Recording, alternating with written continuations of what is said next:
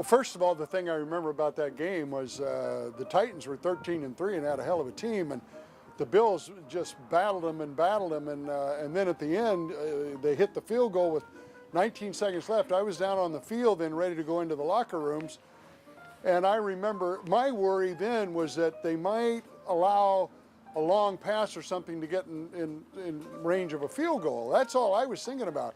So when the lateral happened, and I had a good view of it, although at an angle, I wasn't even worried. I thought, oh, that's a forward lateral. No, and I kept looking for a flag as, you know, as Dyson or whatever was coming down the sidelines and the crowd's going crazy. And I was never worried about it. I really wasn't until I saw the replay.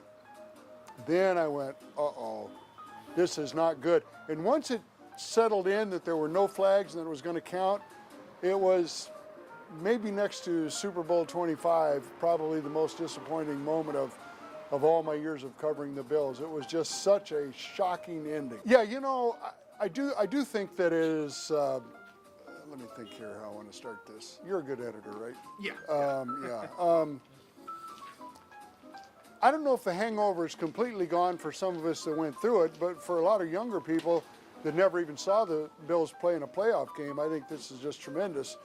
But the way that game ended, and who knew at the time? I mean, most of us thought, well, the Bills will be back soon, and I mean, they still had a lot of talent on that team. So, but the way it ended, and then as each year passed, it just made it seem to get worse and worse. That feeling of the way it ended. I mean, you just don't lose games like that.